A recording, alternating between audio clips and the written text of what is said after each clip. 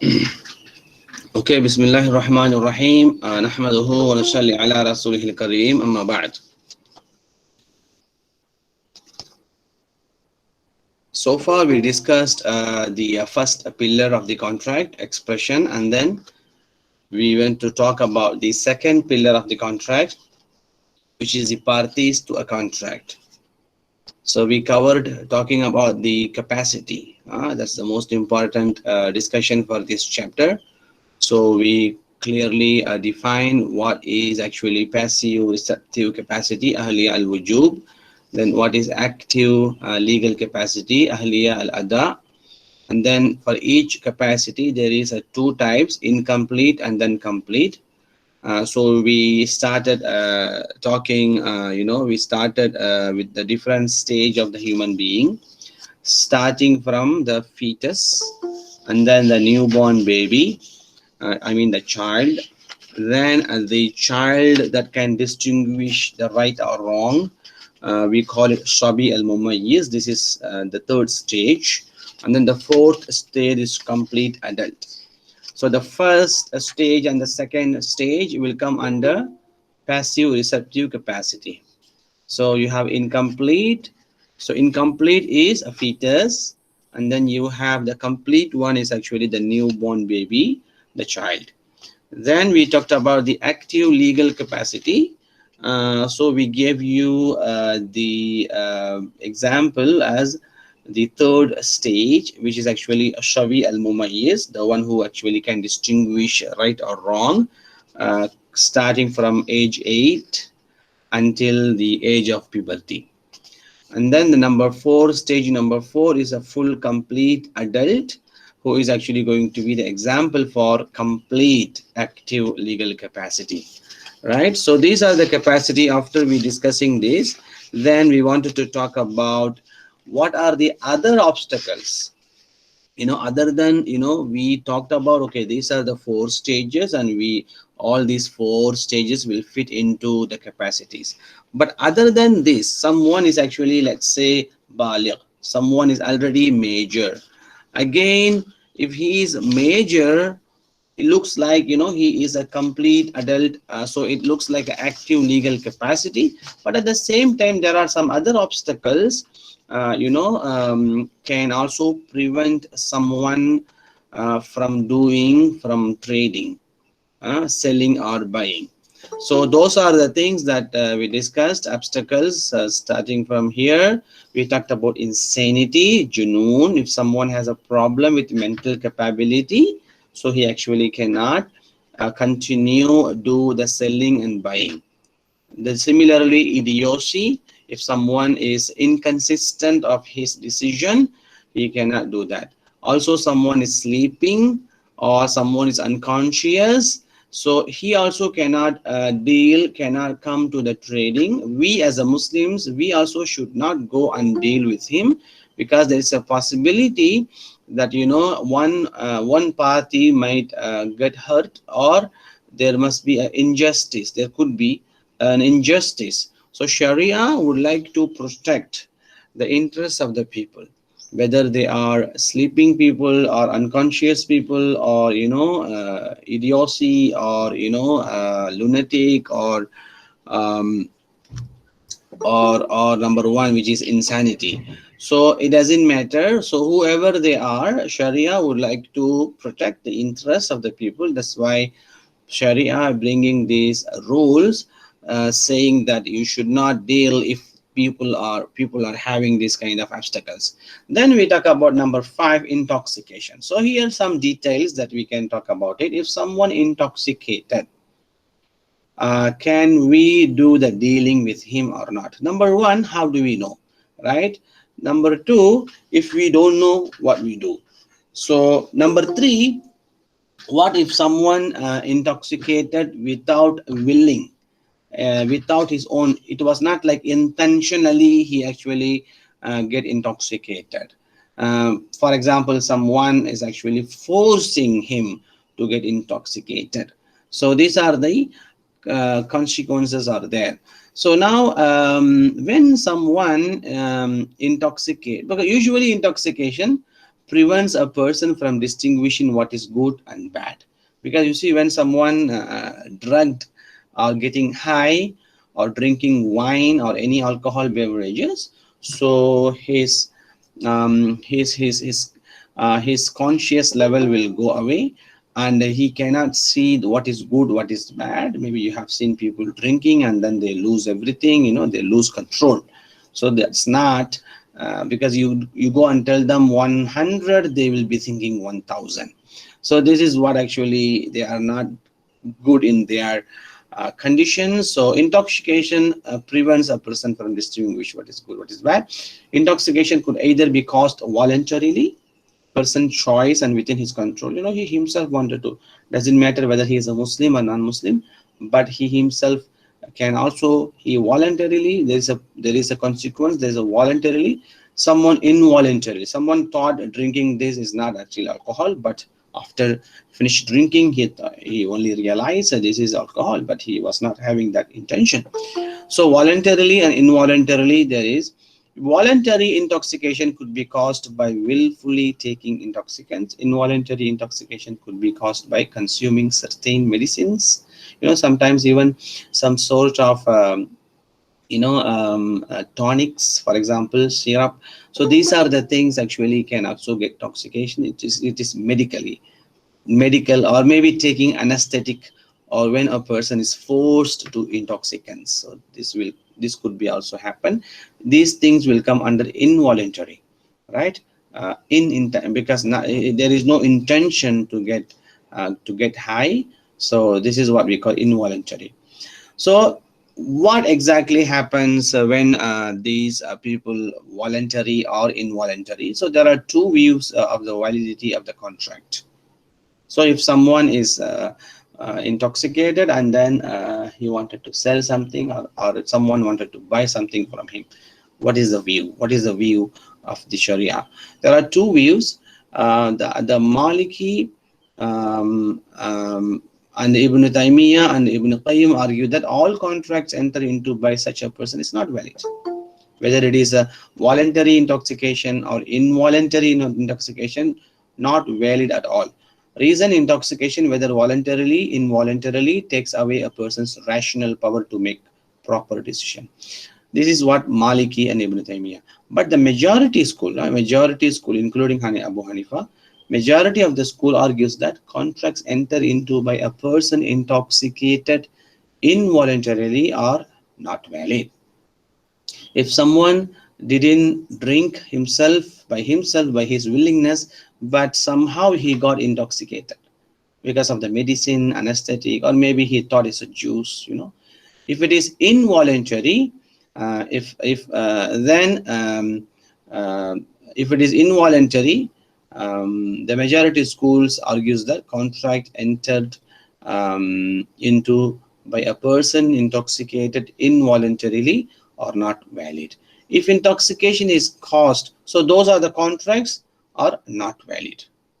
But if intoxication is caused willfully, he himself wanted to drink, he wanted to get high, and then he wanted to do business, and then he lost in his business. Now, according to majority scholars, if he himself willfully or voluntarily he did it, the contracts entered into are valid.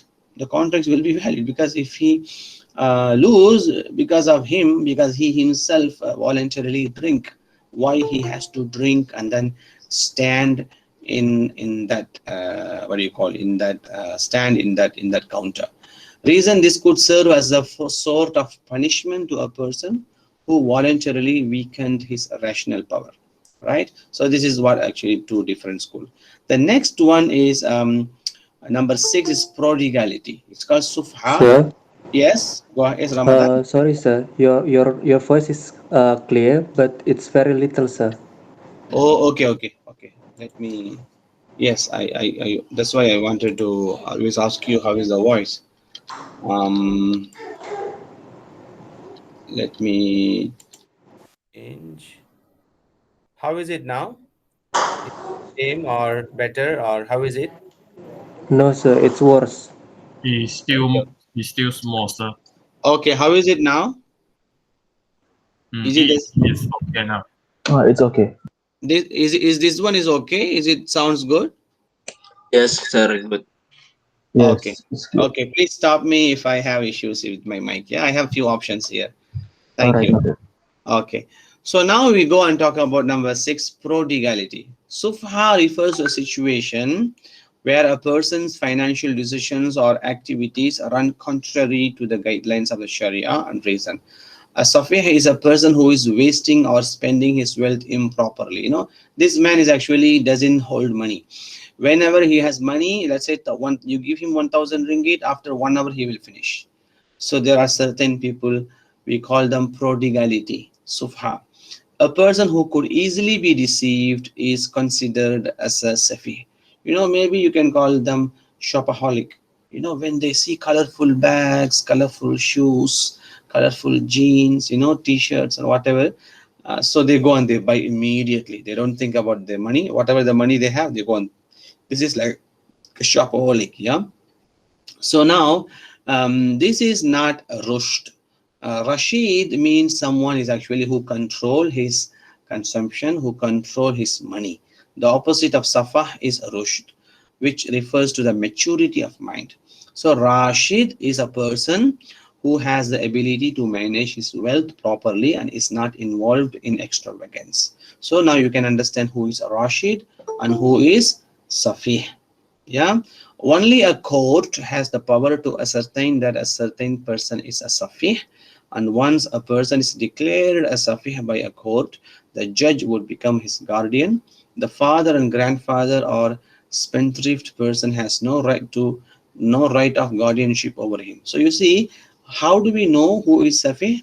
This is usually this is what the Sharia court will do. They will identify, and then they will declare that this kind of person is actually safi by looking into taxes. By looking into the payments and taxes, the government should actually declare who is safi, because this is something against the Sharia rule.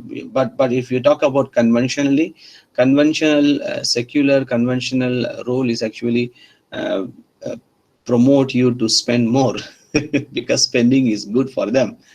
But Sharia is actually stopping you from extravagance, stopping you from wasting. That's why Sharia rule is very clear. If someone is safih, and then there is someone is a rashid. Yeah, hopefully we are all rashid. So court has to declare someone safih. The judge will become the guardian for him, not the father and grandfather. You know why not the father grandfather?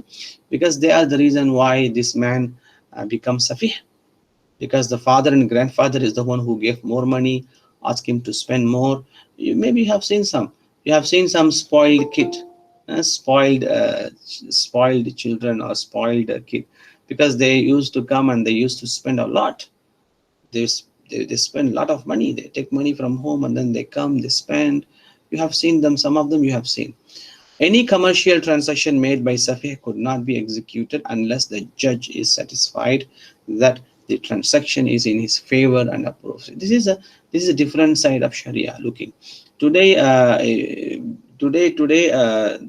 Western countries, they don't follow this, because for them, it's a news. If someone buy this, if someone buy this property, that property, if someone spend millions and millions for marriage, and then the next minute they go for a divorce, they like this kind of news.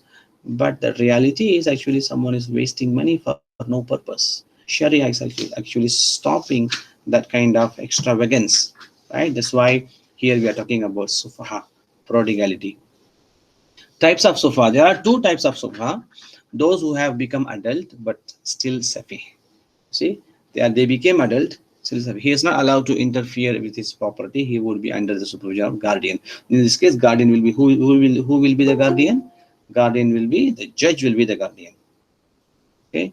According to Imam Abu Hanifa, after a Safi reaches the age of 25 years, his property should be returned to him.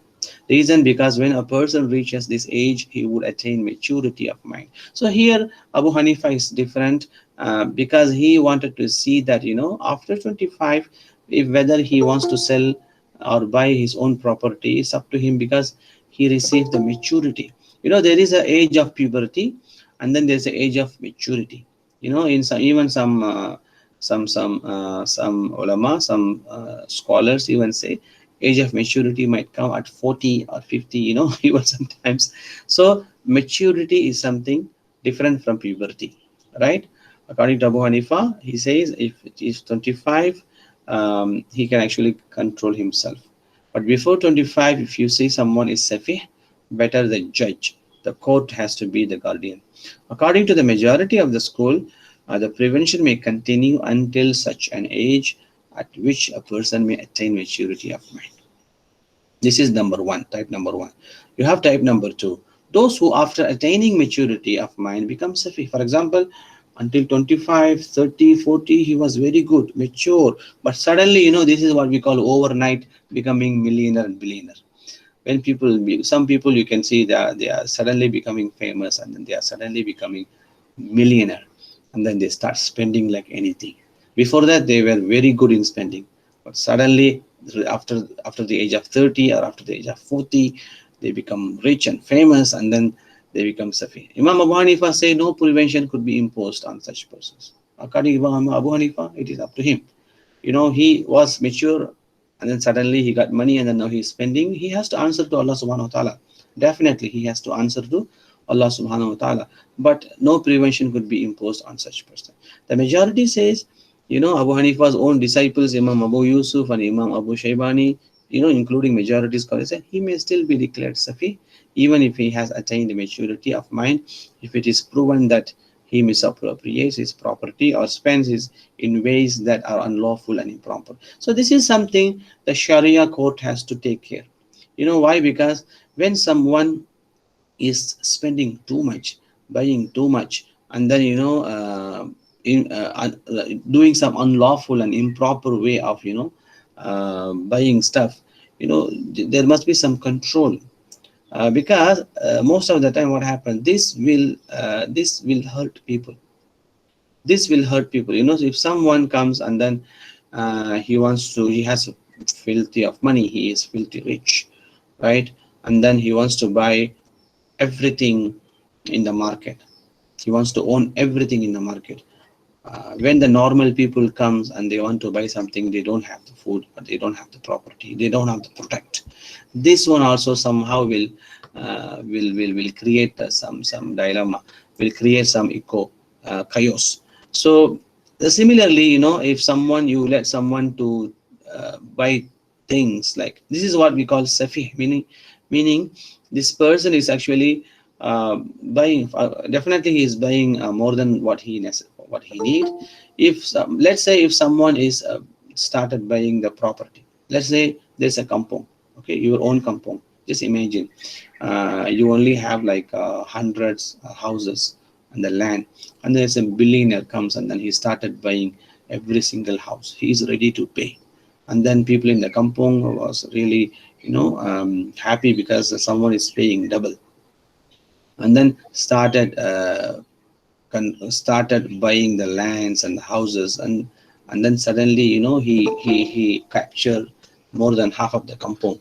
So now, since he is capturing more than half of the kampong, buying more than half of the kampong, the houses and all, so he can control. When he control, the public will suffer. That's why buying too much also, it's something is not good according to Sharia. All right. Then you have insolvency, bankruptcy. This is number Uh, 7. Yes, Leon. Sir, can I ask you Yeah. question? Okay, sir, regarding the SUFA, so is it correct that actually SUFA is a kind of the action, and the Safi and the Rashid is a person? Yes. Yes. And sir, actually the spelling for the Safi is SAFIH or FEH. Oh, I see. Okay, it's actually the Arabic word is actually Safi is fine. For example, this one, Safi. Safi is actually like Rashid, and then you have Safi, right?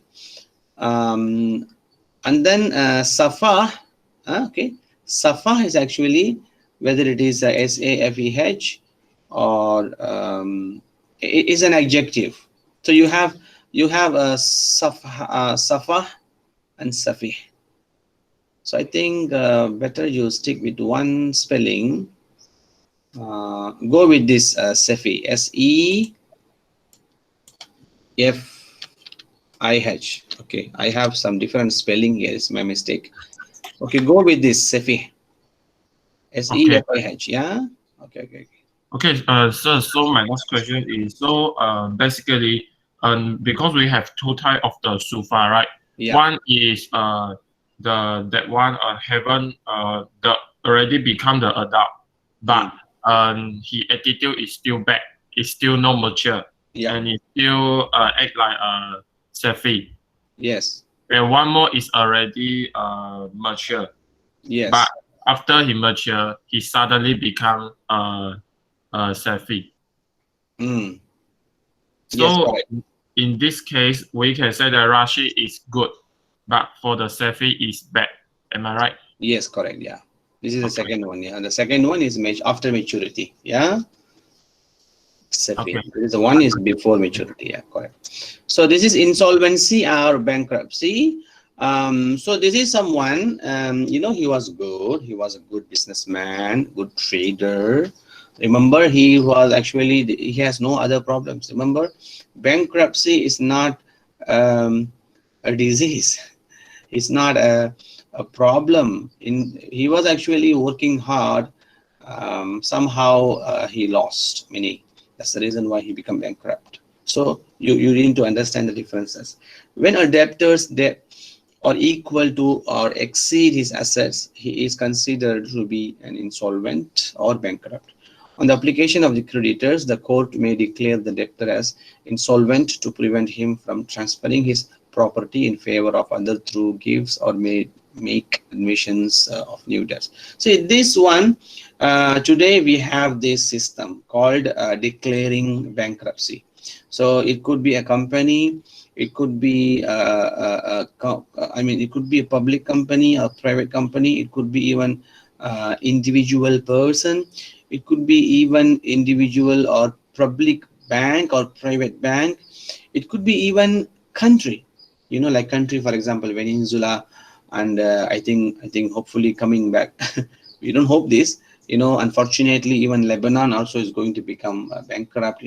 These are the things are happening because now in Lebanon, if you want to buy one McD burger, McDonald's, you have to spend 20 US dollar. Usually it costs only $2. Now it costs 20 US dollars. So this is what happens. This is what the crisis of foreign exchange, because they have their own currency called lira against the US dollar. If any traveler, anyone tourist goes to that country, and if he started using the credit card or the debit card, you will see him that he will lose all the money within one day.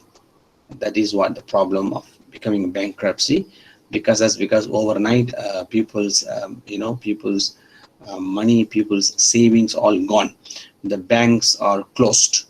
So bankruptcy is something that is actually will happen. It might happen to everybody. On the application, once a person is declared insolvent, he cannot enter into transactions that would reduce his asset. Because why he cannot enter? Because he has to settle his debt. So now the court has to look what are the properties that he owned, and then from his properties, court will decide where to pay, to whom to pay, starting from movable properties. Like last time, this is the reason why we discussed movable, immovable. I also told you the consequence will be the bankrupt. Now the consequence, if you remember, go back to theory of property. This is one of the consequence, bankruptcy. Right. So when we talk about movable, so movable property, they will start with movable property. He has a watch, a car, or shoes, and then only they will go to, if everything is out and then they settled and then still the debt is there, they need to settle more debt, then they will start looking into immovable property. So insolvent transactions are not valid unless approved by the court. The court then sells his property and divides the proceeds among his creditors. So how court will do the distribution? Like I told you, the court begins paying cash if the debtor has any. If it is not sufficient, the court may sell debtors movable properties. Arud, in Arabic, arud, movable properties, such as jewelries, cars, right, other valuable things, jewelries, cars, other valuable things. As a last resort, the court may sell his immovable property. This is the last, only last. Court may sell his immovable properties such as house and land. According to Abu Hanifa, the debtor should not be restrained from disposing his asset even if his debt or equal or more than his asset. See, this is where Abu Hanifa comes and says, this is not the similar consequences like, other people like Sufha, like Safi, the intoxicants, the other people like unconscious people. This is not like, because remember, this person who became bankrupted, he was actually full rational capacity. So now, according to Abu Hanifa, he should not be restrained from disposing his asset even if his debt are equal or more than his asset. Reason, the debtor has full rational capacity and does not suffer from any impediment, impediment that what we discussed earlier, any problems. He was not suffering from any problem that would prevent him from dealing with his wealth. According to him, imposing restraints on a debtor would go contrary to human dignity. This is something that he talks about, human dignity, human rights, and would deprive him of his right over his wealth. So what is the solution according to Abu Hanifa? The debtor should be ordered by a court to settle his debt, failing which he could be forced or imprisoned to sell his property himself and to settle his debt. What they are saying, what Abu Hanifa says, actually what he says, that he must be given chance to prove himself again. Give him another chance. If he become bankrupt, don't completely stop him. Don't completely restrain him. Give him another chance, because he was nothing and then he was able to do some business and he was able to create his property, create wealth. Now somehow, because of some reason, maybe because of coronavirus today that we are having issues like COVID-19, maybe because of that he become bankrupt. It doesn't mean that he has no full capacity. He has full capacity. So give him another chance. So the court must give him another chance, ask him, because when you give him another chance, he has to use his own resources to improve his business. How he is supposed to settle the debt without using his properties? So that's why he should not be restrained. He should not be restrained because he has to use his property. Maybe he wants to sell, and he wants to buy and sell. Maybe by buying and selling, he might have more profit and then use that profit to settle the debt. It's a possibility, right? That is the reason why Abu Hanifa he's in the concept, is in the idea that he should not be restrained from disposing his asset. But the majority scholars of the fiqh school and Imam Abu Hanifa's two disciples also do not agree. They argue that on the applications of the creditors, a judge may declare a debtor as an insolvent, sell his asset and settle his debt. Because the majority scholars, they think, this man, the bankrupt, he has to pay something he has to settle something to someone to something. So that's why it is better that he settle, and then if he wants to do something else, he can do later, but now he has to settle. So they want to be in the safe side. They didn't want the creditors, the debtors, the creditors. They don't want, they are favoring the creditors, the one who give the money, right? This is the majority school. Okay, I think this is the last one, number 8. Okay, the last one is a mortal illness. Okay, this is something that someone was living very good, have a long life, for example 50 years, 60 years, but all of a sudden he is having some disease, which means that he knows after how many weeks, after how many days he is going to die. Sometimes disease like cancer, or some other tumor, brain tumor or whatsoever. These are the people are right now in the bed, in ICU. So these are the people can come into this. Even someone is actually given, someone is in prison and he was given sentence to death. He was sentenced because maybe he's a murderer or something. He was sentenced to death. So these are the people will come under this category. We call them mortal illness. Mardul maut refers to an illness which will lead to a person to strong probability of death. This usually happens when the disease gets worse from day to day until death ensues. Mortal illness also includes situations in which people fear death, although they may not be sick as when a person is sentenced to death. Even today, people afraid of coronavirus, and people like, actually this is also kind of fear of death. A person who suffers from mortal illness may make certain contracts, waqf, charity, or make gift of his property to some of his heirs or non-heirs. This is certain contracts, these people who are in mortal illness, they actually can do. Like waqf, charity, they can also give gift to some of his heirs and also non-heirs. Some of his disposition or arrangement may cause injustice to his legal heirs and the creditors. In order to protect the interests of legal heirs and creditors, in applying the rule of wasiyah, Islamic law has limited his disposition to 1/3 of his wealth.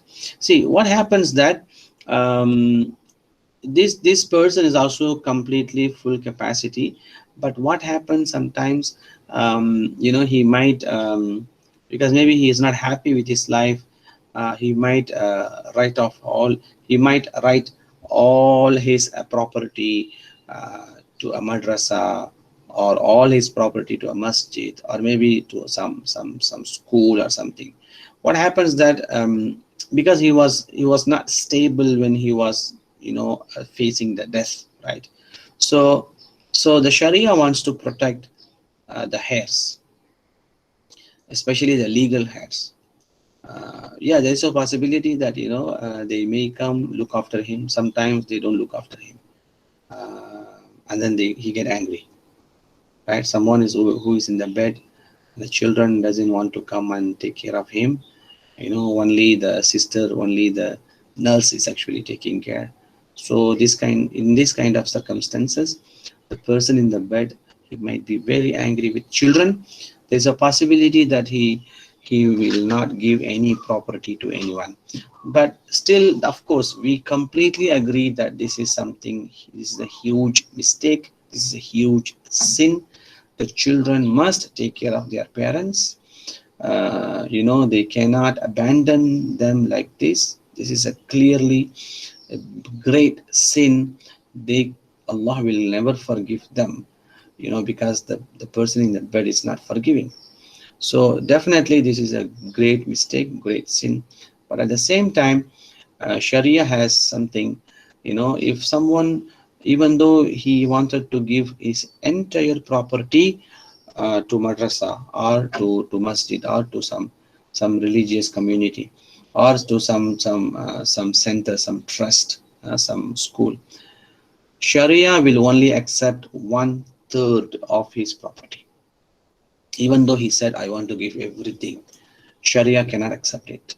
Sharia will tell, okay, only 1/3. You divide all your property into 3, and then only 1/3 will go to that particular trust or madrasa or masjid. The remaining two part of the third will go to legal heirs.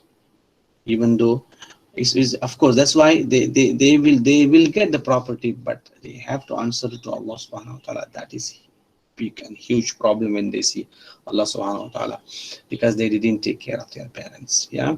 So in order to protect the interests of his legal heirs and creditors in applying the rule of wasiyah, Islamic law has limited his disposition to 1/3 of his wealth. For example, a person who suffers from mortal sickness may give a part of his wealth as a gift to one of his heirs. After his death, if the other heirs do not agree, the gift is not valid. This is something different. This is the next one. But at the same time, a gift to a non-heir is valid and doesn't need the approval of the heirs, provided the gift should not exceed 1/3 of the asset. So this is different consequences. Let's say there is a 3 children, and then only one children is actually taking care of the father, taking care of the parent, and then the other 2 is never comes and taking care. So now if the father wants to give the entire property to that particular person who was taking care of him, it's not possible. Even 1/3 also is not possible, because this gift, for example, the father wants to give, let's say, okay, I want to write my house on your name. Okay, the rest everything let other people divide, but this particular house I want you to take it. If father wants to do that, according to Sharia law, it cannot happen. That's because everyone here is a legal heir, whether the person who was taking care, whether the person who did not take care, all of them here, they are the children of the deceased, children of that particular deceased. But here, of course, there is an ethical problem. The thing is that, okay, this son or this daughter was taking care of a deceased, definitely will get a reward with Allah subhanahu wa ta'ala. There is no doubt, because the purpose of helping parent, the purpose of taking care of parents is not for the property. Is it for the property? When we say Allahumma rabbirhamhuma kama rabbayani saghira, when we ask Allah subhanahu wa ta'ala, Ya Allah, show them the mercy the way that they show us the mercy when we were little. This is a dua we are asking for parents, right? So definitely when we take care of our parents, when we spend money for our parents, or we take care of them, we are doing it for the purpose of love, not for the purpose of the property. So now, even though the father wants to give the house to that person, the one who was taking care, it is not possible while the other legal heir did not approve. They have to approve. It is a possibility the other children comes and they say, okay, you are the one who took care of the father, so please take the house. Possible. If they give you approval to take the house, possible.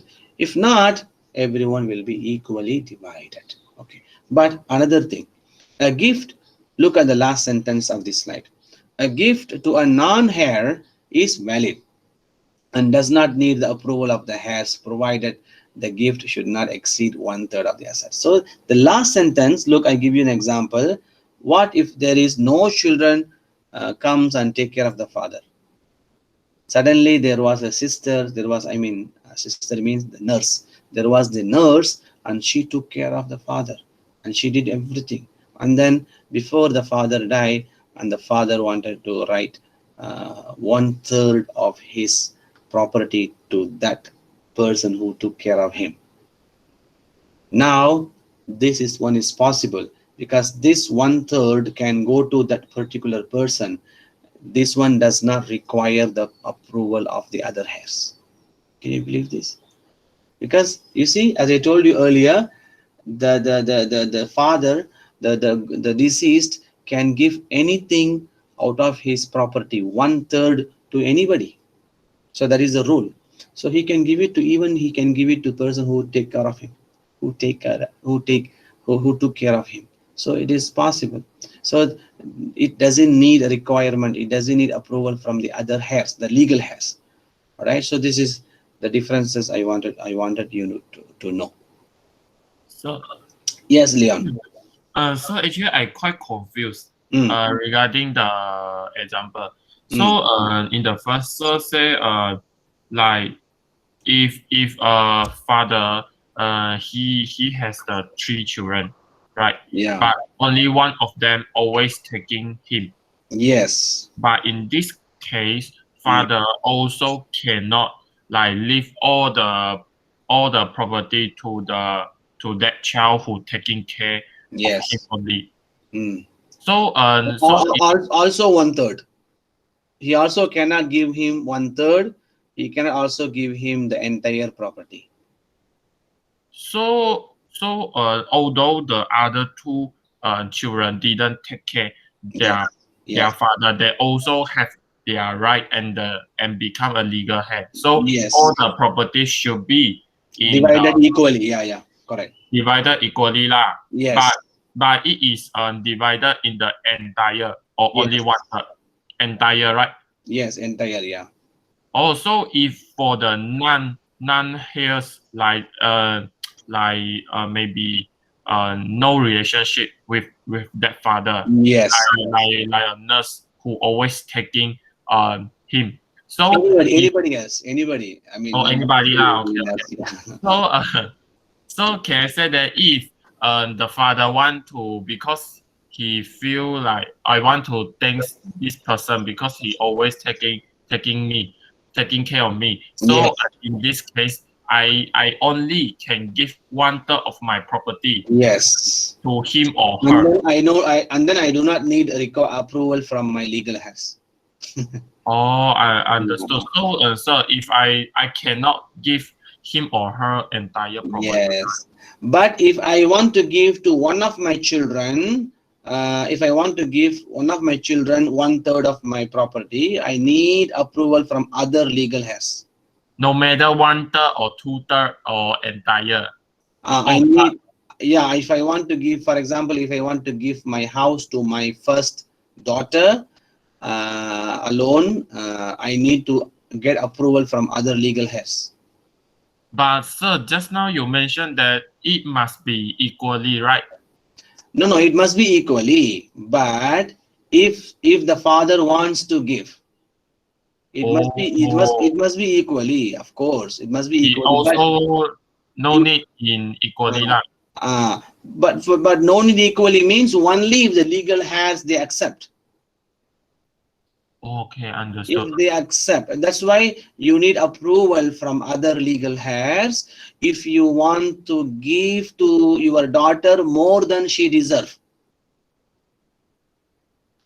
Oh, understood. So no matter how what is the amount of the property that that a father want to give to his legal heirs, Yes. it not only in it is not necessary must be in the equally. It can be like the not equal, but have to ask the permission from other legal heirs. But for the non-relationship people, like all people lah, but not son or daughter, Yes. only can 1/3. Yes. And So, no need to ask the permission. exactly. So the most important point here Sharia wants to make, this is what Sharia wants to make. Sharia will play the role of justice. Okay. Sharia will be like a judge. It will be playing the role of the justice, which means that here in this world, this is a world life, in this material world, Sharia will give you what you are qualified for.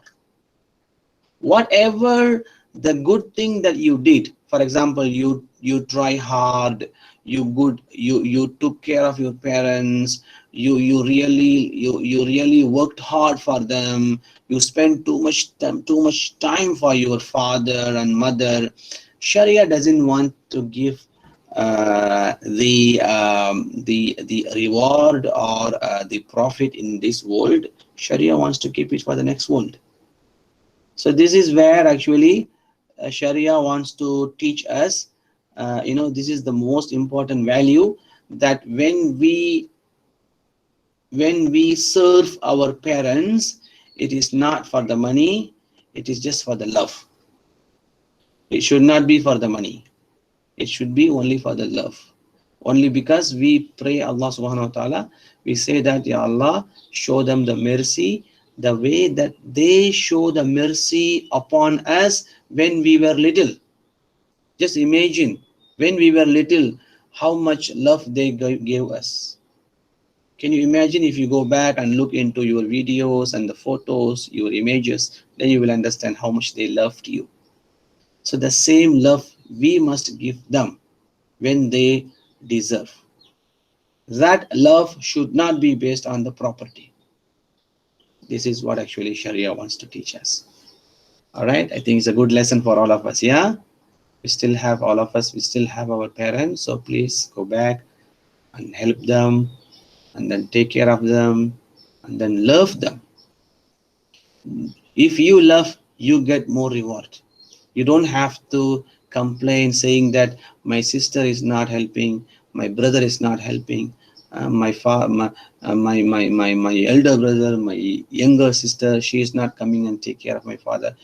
I should be the first. I should go, because the moment I come to know the rewards for taking care of my parents, it's the whole world is nothing in front of the reward of those who takes care of their parents. So if I still want to get only this world, then I must be stupid, because the next world, the upcoming world is actually far better than this world. This is what we believe, because we all believe in akhirah. Akhirah is the permanent house. This is the temporary house, maximum 60, 70, 80, 90 years old. That's it. We will go away, we will go back to grave. The permanent house is actually hereafter. So that's why this world is actually the testing place. This is the world, actually is a field. Whatever you seed, you put the seed, it will become like a tree, and then the tree will give fruits. So we need to understand, we need to take care of that. All right, that's why here we have given the opportunity to help our parents, to make everything for them, washing their clothes, even if possible wash their legs. I tell you, prophet said this, al jannatu tahta aqdam al ummahat. Prophet said this. He said the paradise, the heaven is in the feet of your mother, in the feet of your mother. So how many times we see our mother's feet? She's walking, she's having trouble in her feet. How many times we went to our mother and we did massage? See, we are. This is the good thing that now we are talking about this, because most of us still at home. Maybe your mother just beside you. Now is the time to go and see her feet. How difficult she's having walking here and there. So, did we give massage to her feet?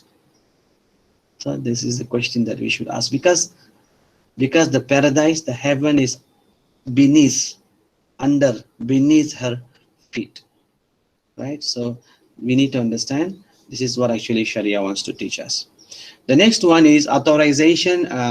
This is where, now we talked about the capacity, we talked about the obstacles.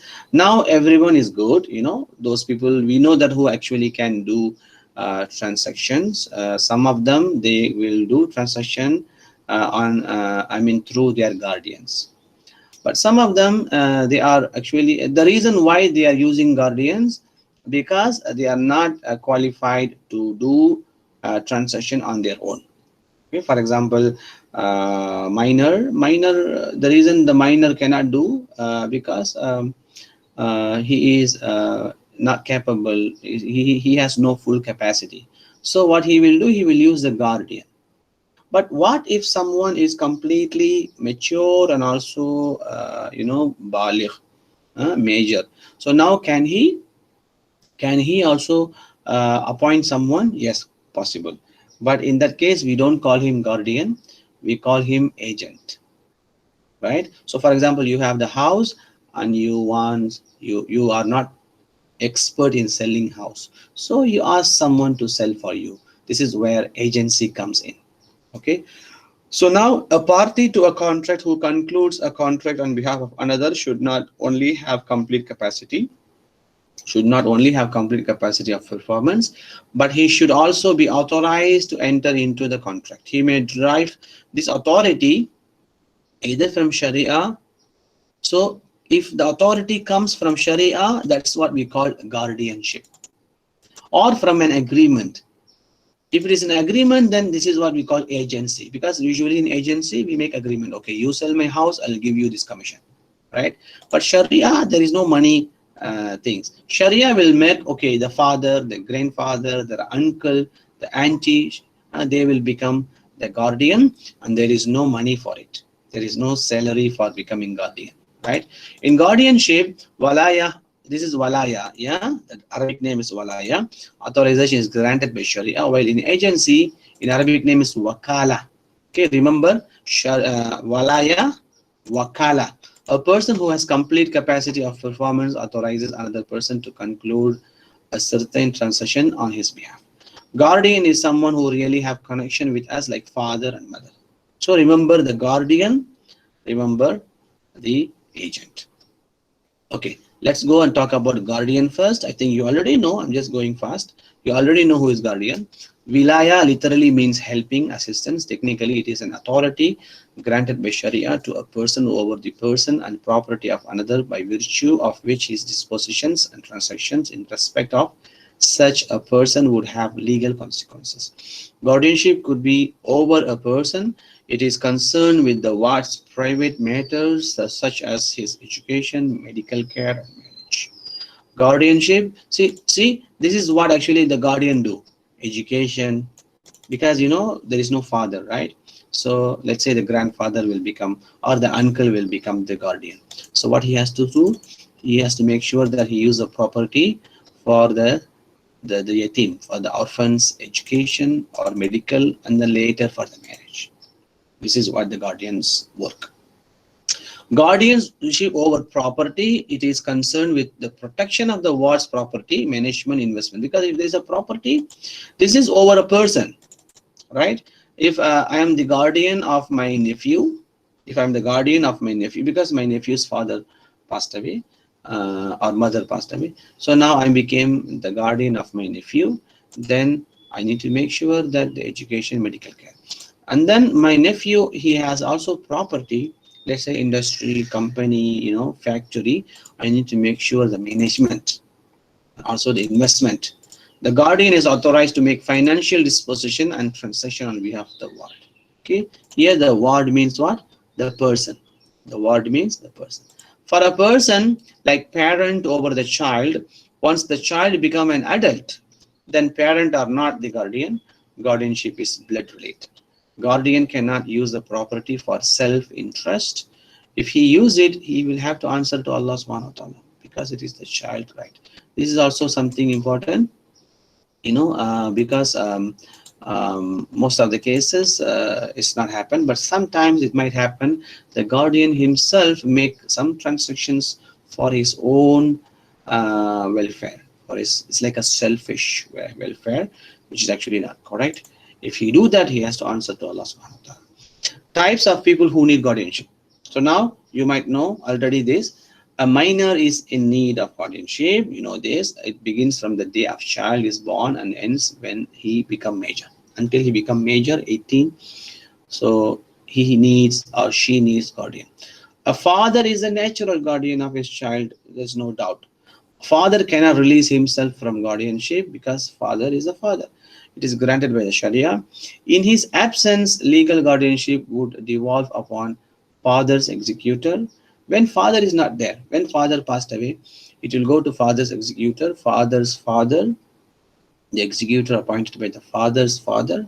The father's father means the grandfather, or maybe the father before he died, he said, okay, my brother will be, if anything happened to me, my brother will be the guardian. If the father said it before he died, then the uncle will become the guardian. If not, the father's father will become guardian. If there is no one, there is no father's father, there is no brother, then the judge will execute someone. Judge will appoint someone, or the judge himself will become the guardian. I want to be the father but not the guardian. You cannot do that. You cannot even say this. After he passes away, then the executor appointed by father or judge will become the new guardian. Okay, the next one is a lunatic, a idiot, like what we discussed before. He also need guardianship. A person who is in the state of lunacy, idiocy, because he is losing his reason. He losing his what do you call the decision making capability. So that's why he needs a guardian. A person who is in a state of lunacy or an idiocy immediately after the attaining the age of major remains under the guardianship of the same guardian. If lunacy or idiocy occurs after a person has attained the age of major, a judge or a person appointed by him assumes guardianship over such a person. In case of prodigal, see, prodigal also needed the guardianship. If prodigality continues from the childhood, then a person who was his guardian immediately before attaining the age of major would remain his guardian. This is all actually we discussed earlier. I'm just repeating the same thing. Also, a bankrupt person is no need of guardianship. See, this is a different. As I told you, bankrupt was not like a lunatic. He was not like a safi. He was not like a. That's why bankrupt person is no need of guardianship, as he has complete capacity of performance. However, he is restrained from certain financial dealings concerning his property in order to protect the interest of the creditors. Because he has to pay back to the creditors, he has to pay back to the bank. That's the reason why he should be restrained from financial dealing. It doesn't mean that he is lunatic or he is an idiot or he is a safi. That's why there is no need of guardianship for him. But others, you can see that safi need guardianship. Also, there are some details before maturity or after maturity. Again, the minor he needs, a lunatic and idiot they need the guardianship.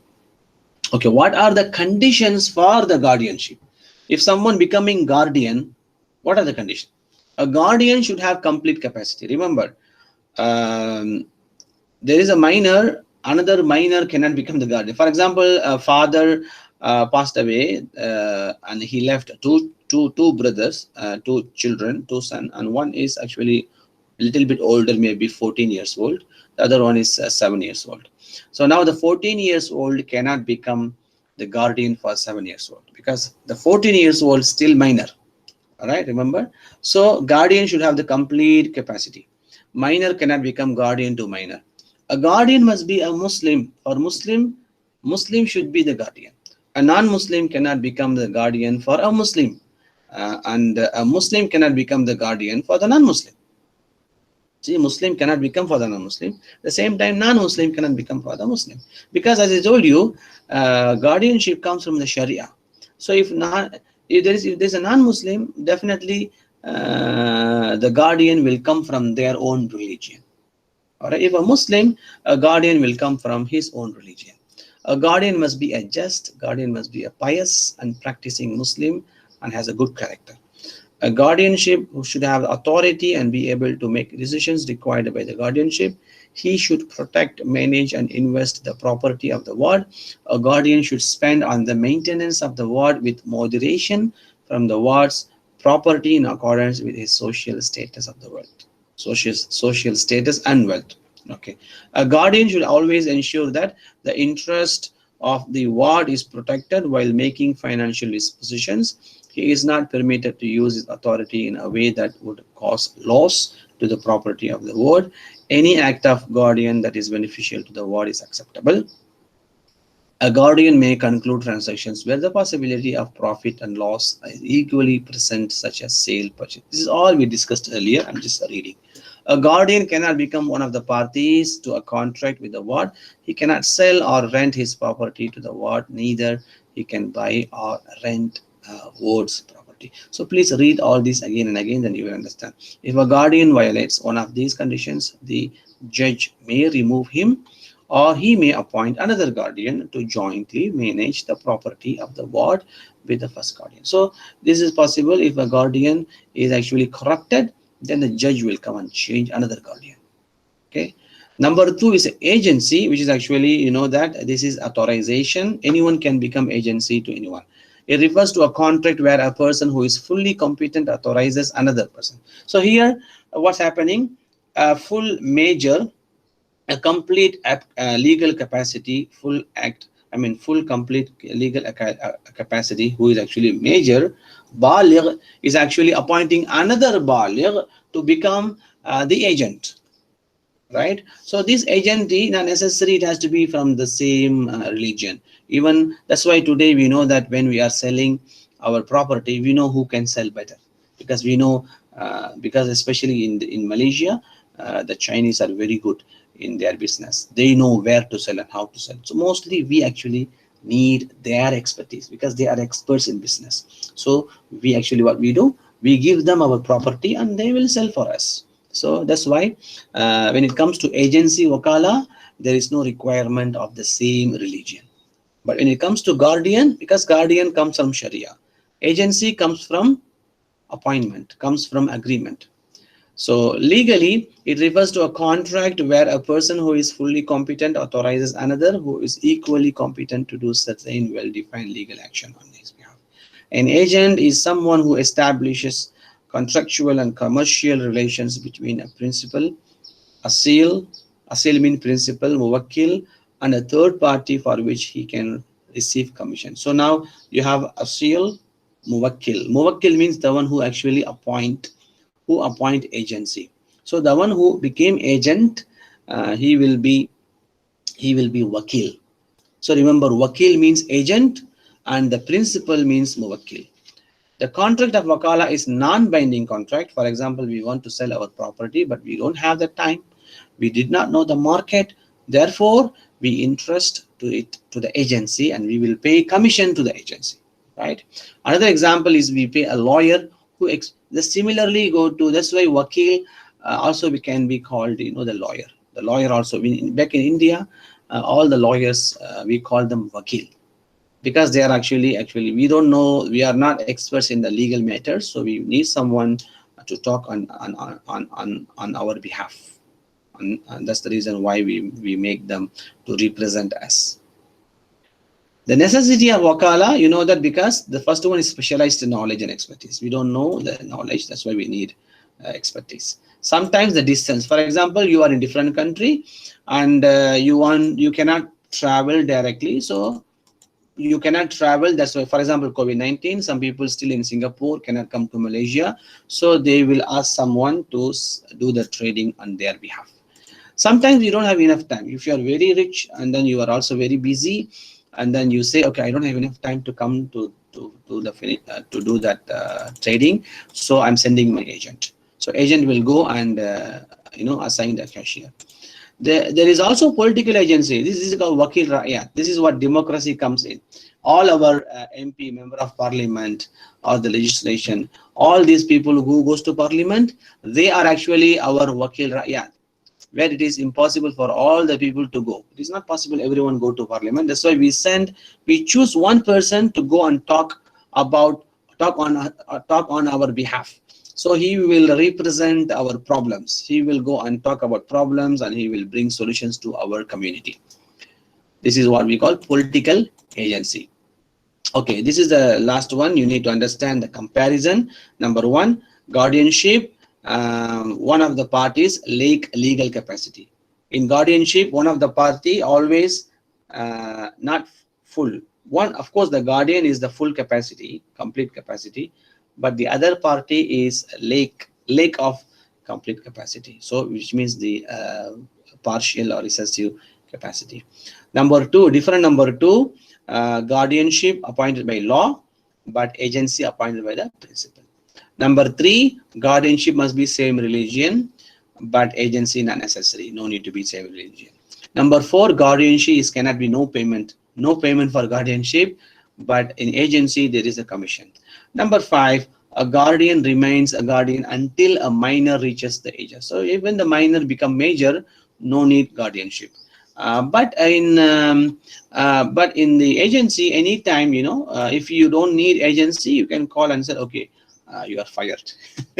You don't need to becoming agent. So there's a certain differences are there.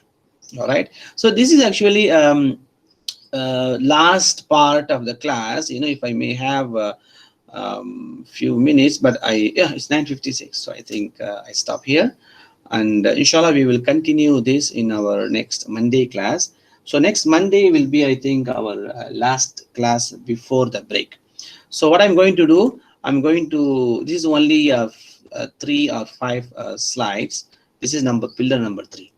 Then I'm going to start a new chapter, which is actually again very small chapter, whereby we are actually going to discuss we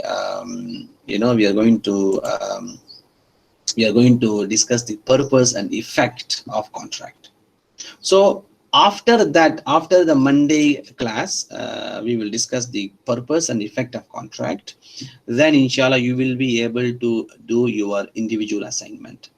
The individual assignment that I gave it to you through IIUM. I think some of you already started asking me, when are you going to do? So inshallah after the next class you will be able to do your individual assessment during your holidays, and inshallah you can easily submit those. Also please look into your